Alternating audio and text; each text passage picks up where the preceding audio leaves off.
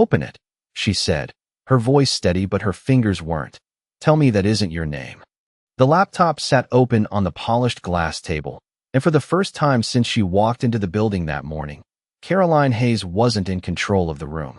10 minutes earlier, everything had been different. The lobby of Hayes Global looked exactly the way it was designed to. 40 feet of glass, sunlight cutting clean lines across marble floors, executives moving fast, heels sharp against stone, voices low and confident. It was the kind of place where hesitation didn't belong. And Daniel Brooks didn't belong even more. He stood just inside the entrance, wearing a gray janitor uniform that had been washed so many times the color had faded into something softer, something easier to overlook. In his left hand, he held a folded document. In his right, his daughter's small fingers. Mia stayed close to his side, her sneakers lighting up once with every step, a tiny flash against a room that ran on quiet wealth. People noticed. Not directly, not loudly, but enough. A glance here, a pause there. The receptionist looked up, then down again, already deciding how this would end. You can't be here, she said without standing. Daniel didn't argue. I need to see the CEO. The sentence landed flat, like it didn't belong in his voice. The receptionist reached for her phone, not to call upstairs, but to call security. 2 guards appeared before the next 30 seconds passed, stepping in close, polite but firm, the way people are when they've already made up their minds. Mia looked up at her father. Are we in trouble? She asked quietly. Daniel squeezed her hand once. Not yet. The guards moved to guide him out, one hand hovering near his shoulder, not touching, but close enough to say they could. That was the moment the elevator doors opened. Conversations didn't stop, but they shifted. Caroline Hayes stepped out, black suit tailored sharp, posture straight in the way that came from years of being watched. She didn't slow down. She didn't ask questions. Her eyes moved once across the scene. The guards, the man, the child, and that was enough. What is this? She asked. No. One answered immediately. The receptionist stood. He says he needs to see you. Caroline looked at Daniel for less than a second. It was all she needed. He doesn't. Her voice didn't rise. It didn't need to. Remove him. The guards tightened their formation, one stepping slightly ahead, guiding Daniel toward the exit now with intention. Mia's grip tightened. People were watching more openly now. A few phones angled just slightly. Not recording. Not yet. But ready. Daniel took 2 steps toward the door. Then he stopped. Not abruptly. Not dramatically. Just enough to break the rhythm. The guard nearest him shifted, surprised by the pause. Sir, Daniel turned. Not toward the guards. Toward Caroline. The movement was small, but it pulled the room with it. You're about to make a mistake, he said. Caroline didn't react. I don't have time for this. She turned to walk past him. That's when Daniel moved. 1 step forward. One hand reaching past the guard before anyone could fully process it. The laptop in Caroline's assistant's hands, thin, silver, still open from the morning briefing, was suddenly in his grip. He didn't run. He didn't hesitate. He walked 3 feet to the nearest glass table and brought it down flat against the surface. The sound cut through the lobby. Not loud, but wrong. Everything stopped. The guards froze for half a second, recalibrating. Caroline turned back. Slowly this time. Her expression hadn't changed yet, but her eyes had. Daniel looked at her, steady, unmoving. You should see what's inside, he said. And for the first time since she took control of the company, Caroline Hayes felt something she hadn't planned for. No one moved. The sound of the laptop hitting the glass still hung in the air, thin and sharp, like something that did not belong in a place built on control. The guards looked at each other, waiting for direction, but Caroline did not give it.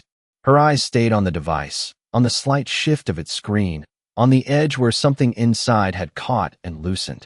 Step away, one of the guards said, quieter now, less certain. Daniel did not move. He did not raise his voice. He did not need to. You should not touch it. Yet, he said, still looking at Caroline, not the guards, not the room, just her. That was what changed it. Not the words. The certainty. Caroline took a step forward before anyone could stop her. Her heels made a precise sound against the marble, slower now, measured in a way that suggested she was thinking, calculating, adjusting. She stopped at the table and looked down at the laptop. It was her machine, her morning briefing, the same one her assistant had prepared less than 20 minutes earlier. Clean, controlled, Nothing out of place. That was how it was supposed to be.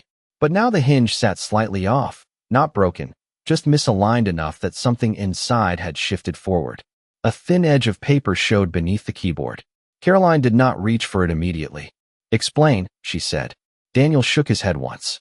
"Not here," he said. A faint ripple moved through the employees standing along the edges of the lobby. Not loud, not obvious, but present. People leaned in without realizing it. Caroline noticed everything. She always did. The attention, the silence, the way the guards had not yet forced him out, the way her own instructions had not been followed with the usual precision. Something was already slipping, and she did not like it. She reached down and pressed 2 fingers lightly against the edge of the keyboard. It lifted easier than it should have. The paper beneath it slid forward half an inch. Not a document from her team. Not formatted. Not branded. Plain. Deliberate. She paused. "If this is some kind of stunt," she said, her voice lower now, controlled but thinner, "it ends badly for you." Daniel did not answer. Mia shifted slightly behind him, her small hand still holding the fabric of his sleeve. She looked at the table, at the paper, at the adults who had stopped pretending not to watch. She did not understand what was happening, but she understood something had changed. Caroline pulled the paper free. It was heavier than it looked. Not standard office stock. Legal weight. The kind used for filings that mattered. There was no logo at the top. Just a single line centered across the page. She read it once. Then again. Her posture did. Not change. But her hand did. Just slightly. Enough that the corner of the page trembled for less than a second before she stilled it. "Where did you get this?" she asked. The question came out slower than she intended. Daniel finally looked away from her and down at the laptop. "You have not opened the rest," he said. Caroline followed his gaze. Inside the laptop, something else had shifted loose. A small black drive. No label, no marking, resting against the internal frame where it did not belong. Her assistant stepped forward instinctively. "Should I call legal?" Caroline did not answer right away. Her eyes stayed on the drive. On the paper. On the man standing across from her, who no longer looked like someone who could be removed with a simple instruction. The room was still watching. And for the first time that morning, Caroline Hayes realized she was no longer deciding what happened next. She was reacting to it. The silence did not break. It deepened, like the entire lobby had leaned into a moment it could not step out of. Caroline kept her eyes on the small black drive resting inside the laptop, her fingers still holding the edge of the document, but she did not move to pick it up. Not yet. She had spent years learning when to act quickly and when to wait, and this did not feel like a moment for speed. "No one touches anything," she said, her voice steady again, but quieter, controlled in a way that pulled the room tighter instead of releasing it. The guards stepped back half a step, not because they were told to, but because something in the tone made them reconsider their position. Her assistant froze in place, hand still halfway extended. Daniel did not speak. He stood exactly where he had been, one hand relaxed at his side, the other still within reach of Mia, who had not let go of his sleeve. She looked at the table, then at the faces around them, then back up at her father. "Is it okay now?" she asked softly. Daniel glanced down at her for a fraction of a second. "Almost," he said. Caroline heard it. The word settled somewhere she did not like. Almost implied something was still coming. She reached into the laptop carefully, her fingers precise, lifting the small drive between her thumb and index finger. It was lighter than she expected. No branding. No company mark. No visible serial number. It did not belong to her system. That much was clear immediately. "What is this?" she asked, not looking up. Daniel's answer came without hesitation. "It is the part you were not supposed to see." The sentence was simple, but it did something to the room. A shift. A tightening. Caroline set the drive down on the glass beside the document. She looked at the paper again, this time slower, her eyes moving line by line instead of scanning. There were no logos, no letterhead, but the language was exact. Legal. Binding. Specific references to internal structures that were not public, not even to most of her executive team. Her name appeared once, halfway down the page. Not as a title, as a condition. Her jaw tightened almost imperceptibly. "This is fabricated," she said, but the certainty that usually followed her statements was not fully there. Daniel did not respond to the claim. Instead, he nodded slightly toward the drive. "You can confirm it," he said. Caroline's assistant found her voice. "We should take this upstairs." This is not appropriate for the lobby. Caroline did not look at her. She was still reading, still recalibrating, still trying to find the version of this situation that fit into something she understood.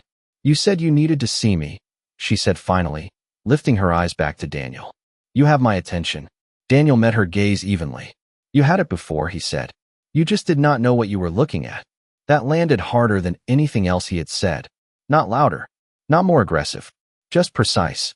Behind him, Mia shifted her weight slightly, her shoes lighting once against the marble. A small, quiet flash in a room that had gone completely still. Caroline noticed it. She noticed everything.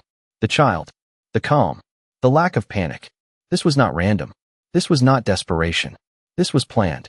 How much time do I have? She asked. The question came out before she decided to ask it.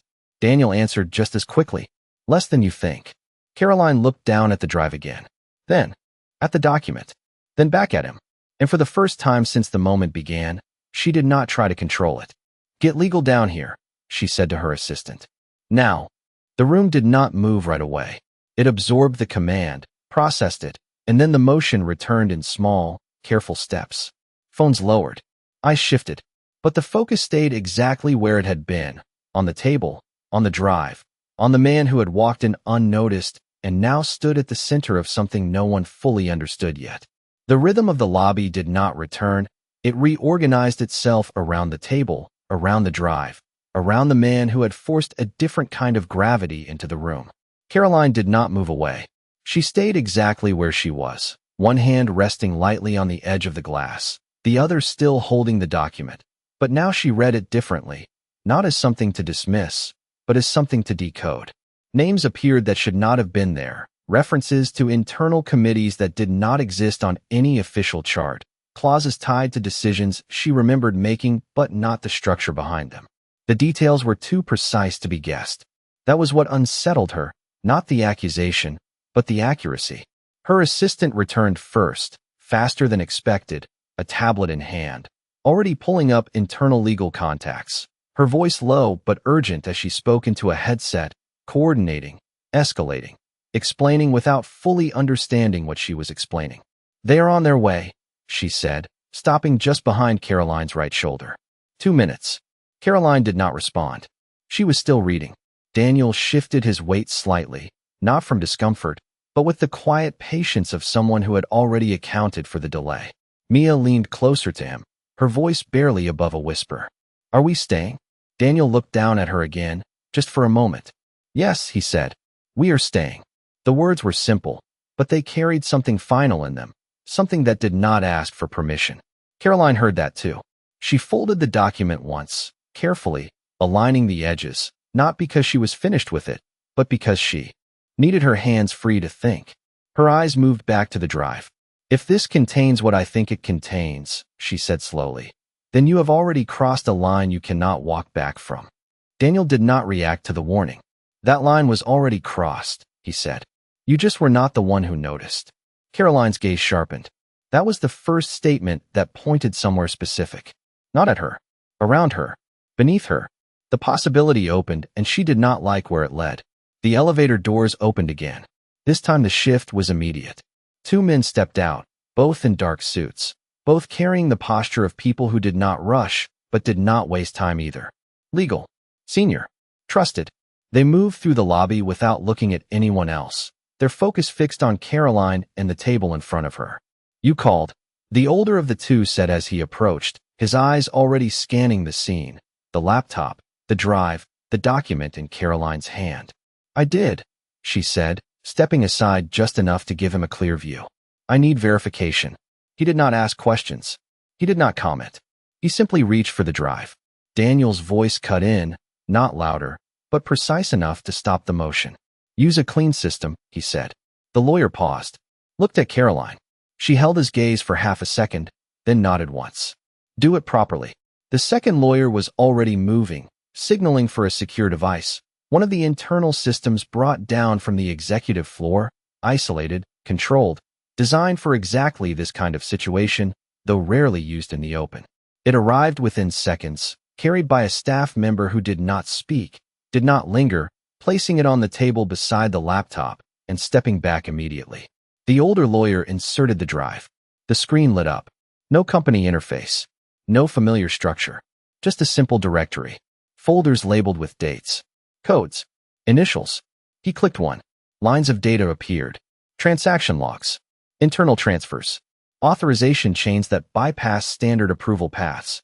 Caroline leaned in, closer now, her control narrowing into focus. Scroll, she said. He did.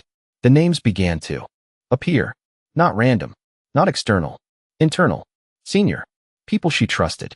People she had promoted. Her hand tightened slightly against the glass. Open that one, Daniel said quietly, nodding toward a folder marked with a date from 3 months earlier. The lawyer hesitated for the smallest fraction of a second, then clicked. A document opened. Not long. Not complex. But at the bottom, a signature line. Digital. Verified. Caroline's name was there.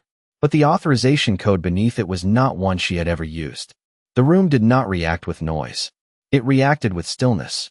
And in that stillness, the first real crack in Caroline Hayes's certainty became visible. The lawyer did not scroll further right away. His hand hovered over the trackpad, not frozen, but recalibrating, the way professionals do when the expected pattern breaks.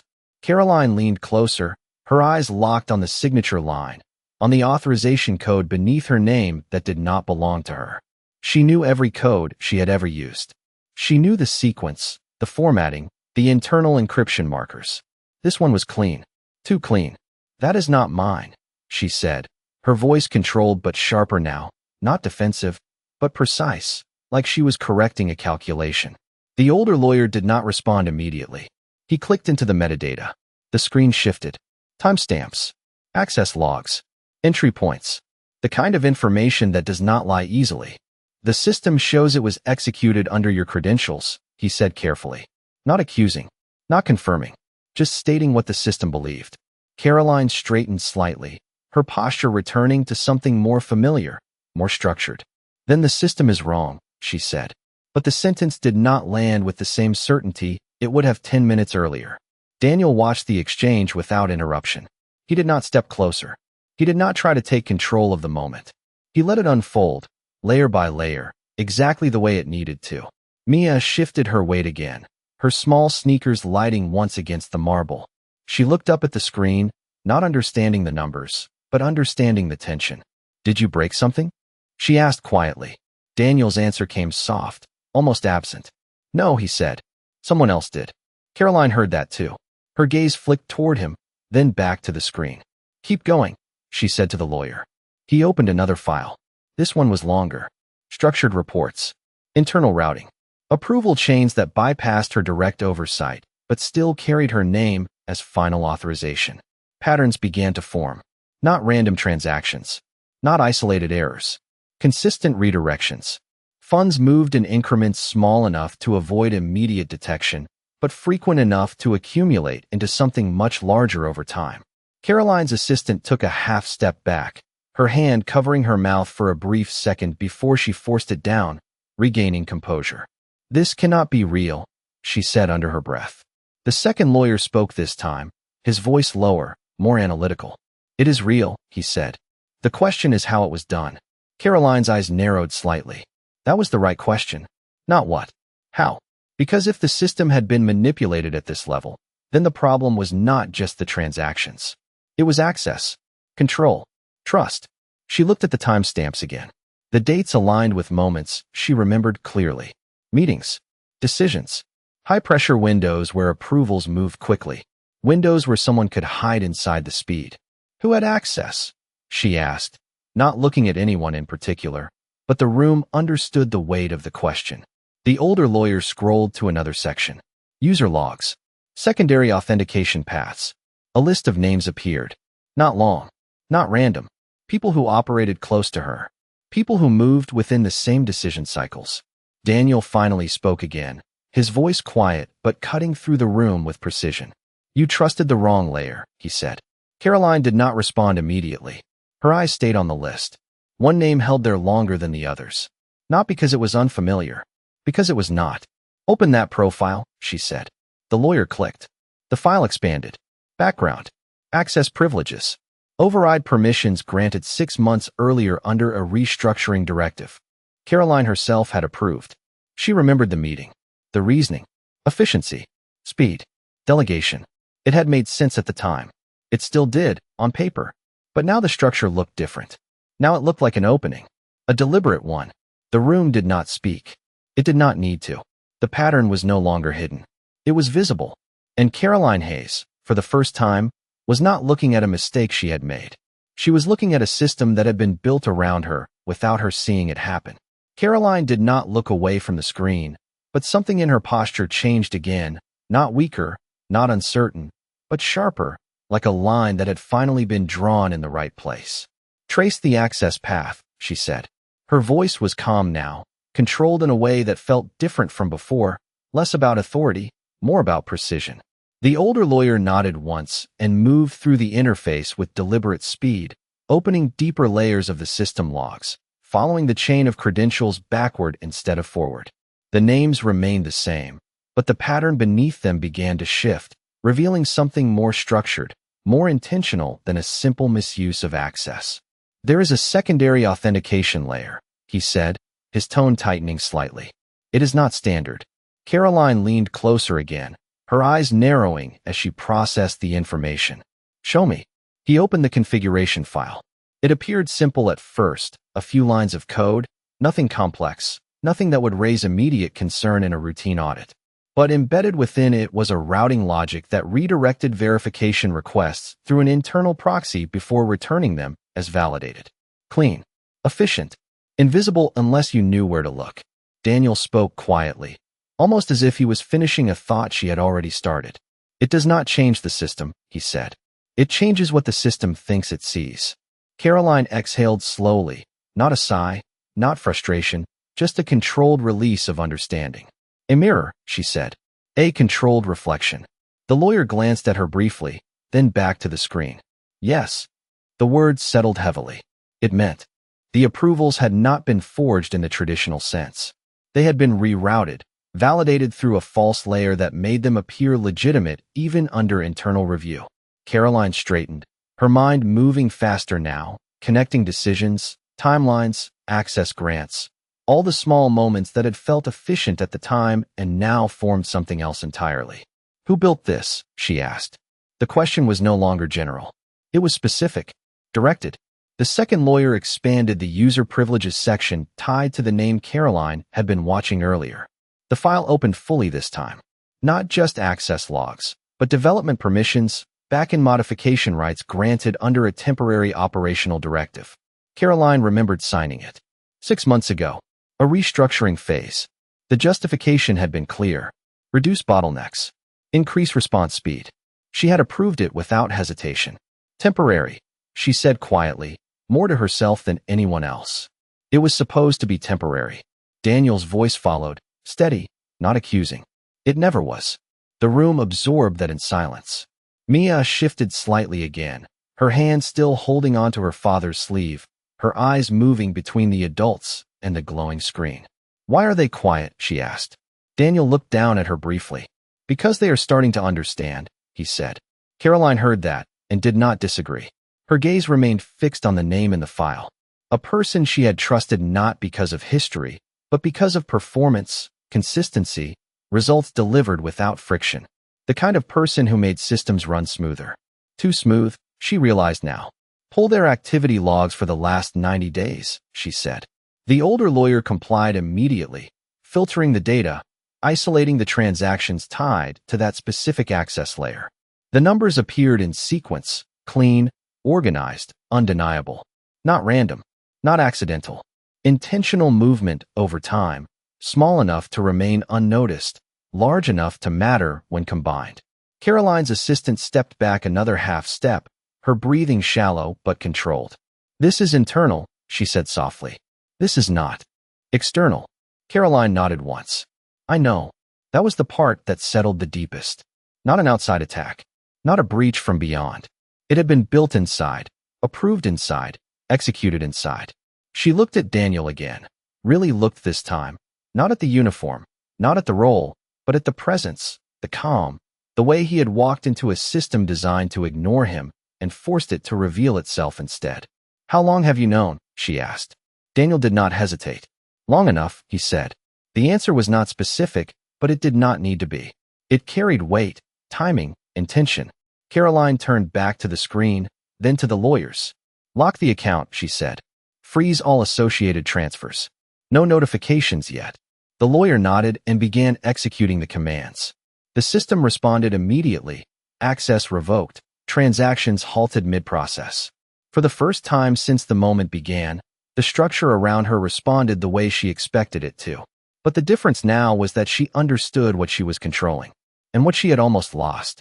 The system confirmed the lock within seconds, a quiet notification in the corner of the screen that would have gone unnoticed on any other day, but now it carried weight, finality, a shift from exposure to control.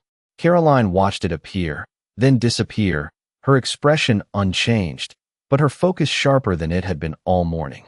"Disconnect external pathways," she added, her voice steady, precise, every word measured.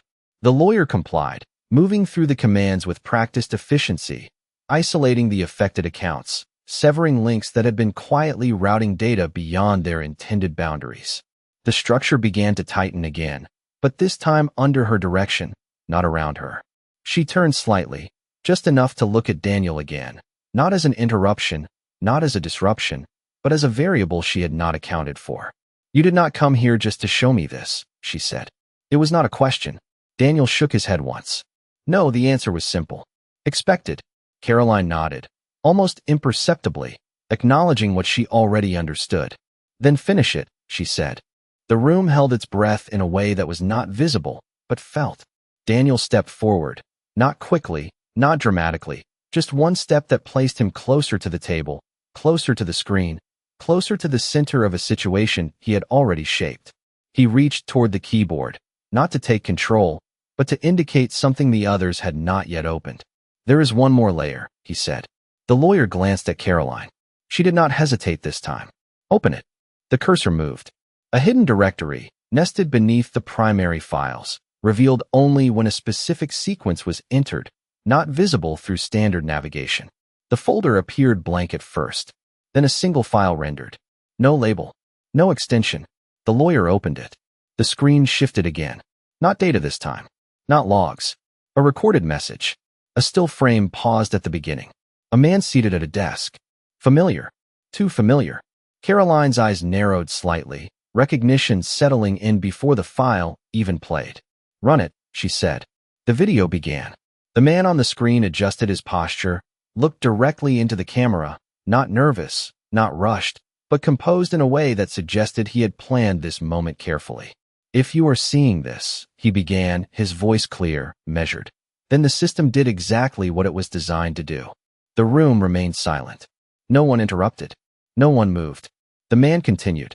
He explained the structure, not in technical language, but in intent, how the proxy layer redirected approvals, how the access privileges were expanded under operational directives, how the system adapted to the patterns of leadership, to speed, to trust, to efficiency.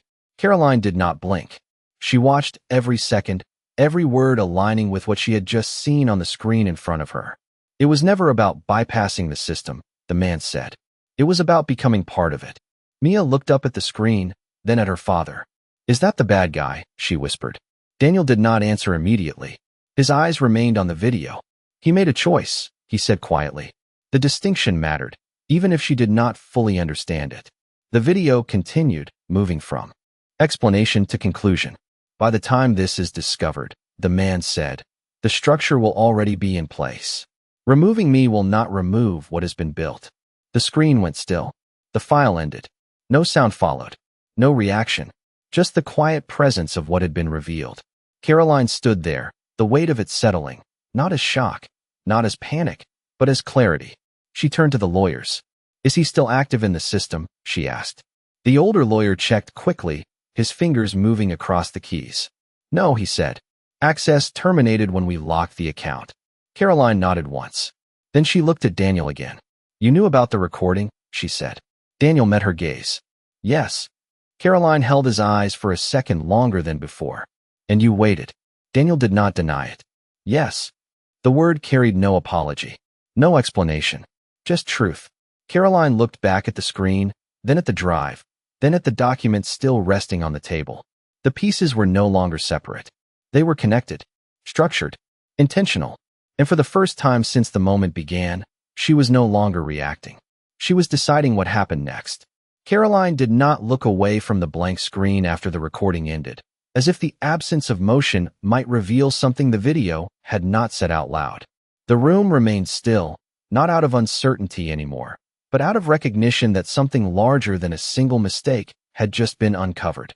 She reached for the drive again, turning it once between her fingers, studying it not as an object, but as a key that had already unlocked more than it should have. He said removing him would not remove what was built, she said, her voice low but steady. That means there is a fallback. The older lawyer nodded slightly, already thinking along the same line. A secondary structure, he said. Redundancy. Caroline placed the drive back on the table and looked at the screen again. Find it. The command came without hesitation. The second lawyer moved quickly, navigating through the system with sharper intent now, no longer exploring, but hunting. Layers opened. Logs filtered. Hidden pathways examined with a level of scrutiny that had not been applied before this moment. Daniel remained where he was, watching, not guiding this time, allowing the system to reveal itself under pressure. Mia shifted again, her eyes moving between the glowing screen and the adults around it. Is it over? She asked softly. Daniel glanced down at her, then back at the screen. Not yet, he said. Caroline heard that, and something in her expression tightened just enough to show she agreed. Check the mirrored nodes, she said, her voice cutting through the quiet. The lawyer paused, then nodded, adjusting his search parameters, expanding the scan beyond the primary system, into linked environments that were not part of the daily operational flow but still connected at a structural level. It took a few seconds. Then something appeared. A secondary cluster. Smaller, quieter, but active. The lawyer leaned in closer, his focus narrowing. There, he said. Caroline stepped closer to the screen, her eyes locking onto the new data. Open it. The file structure was different. Not as clean, not as carefully organized. It had been built quickly, not for long-term use, but as a contingency. Transactions were queued, not executed, waiting for a trigger that had not yet been pulled. He was preparing to move everything, the assistant said, her voice barely above a whisper. Caroline nodded once. If we had not stopped it now, she said, it would have been gone.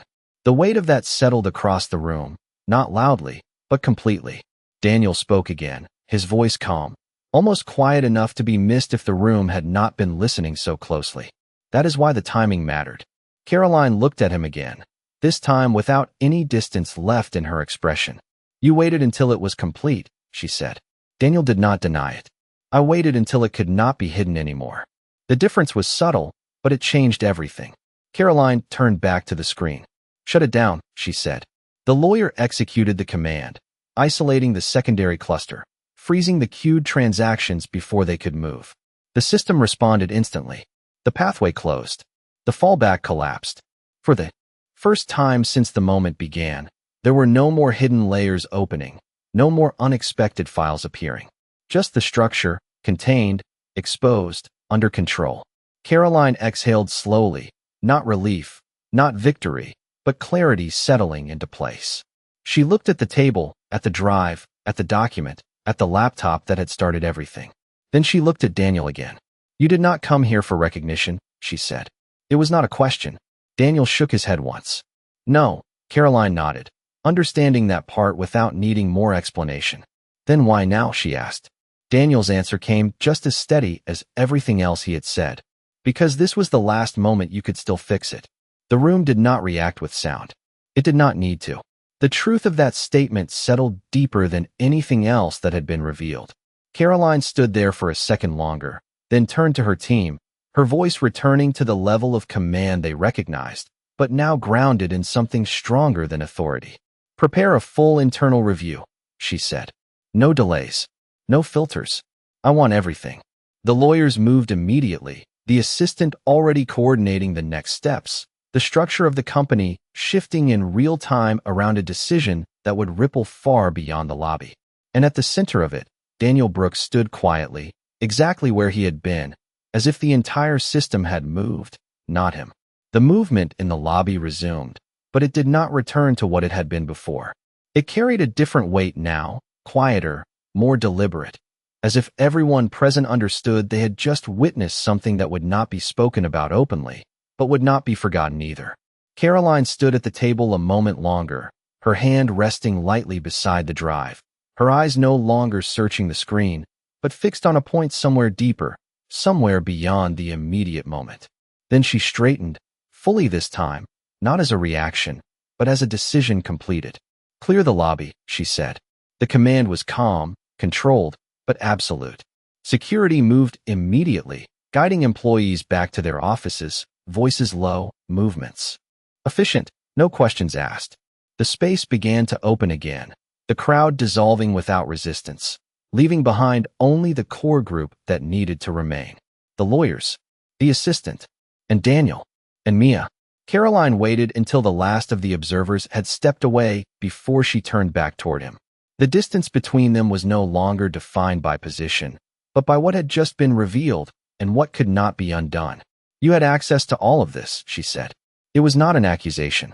It was a recognition. Daniel shook his head slightly. "I had visibility," he said. "Not control." The distinction mattered. Caroline nodded once, accepting it. "You saw it before anyone else." Daniel did not answer immediately. He looked down at Mia, then back at Caroline. "I saw enough," he said. Caroline held his gaze, measuring something that was no longer about the system, but about the person standing in front of her. "Most people would have walked away," she said. Daniel's expression did not change. "Most people were not responsible for what happened next," he replied. The answer landed without force, but it stayed. Caroline looked at him for a moment longer, then turned slightly, reaching for the document he had pulled from the laptop earlier. She unfolded it again, her eyes moving across the lines with a clarity she had not had before. The language was not just legal. It was structural, ownership pathways, conditional authority, safeguards that had been put in place long before she stepped into her role. "This was not part of the current system," she said. Daniel shook his head. "It was part of the original one." Caroline's eyes paused on a specific section, a clause that activated under specific conditions. Mismanagement, structural compromise, executive override failure. Her name appeared again, not as control, but as a trigger. She looked up slowly. "This transfers authority," she said. Daniel did not respond right away. "It protects the company," he said instead. Caroline's grip on the paper tightened just slightly, not enough to crease it, but enough to show she understood the implication. "To you," she said. The words were quiet, but clear. Mia looked up at her father, her small voice breaking into the space with a kind of honesty that did not carry any of the tension around it. "Does that mean we own it now?" she asked. Daniel glanced down at her, then back at Caroline. "It means it stays intact," he said.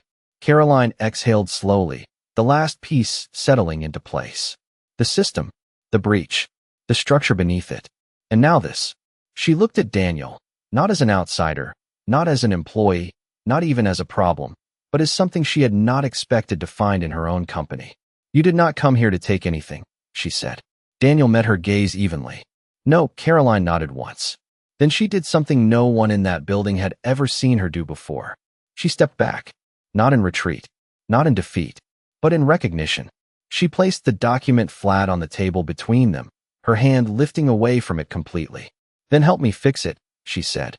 The words were simple, but they carried more weight than any command she had given that morning.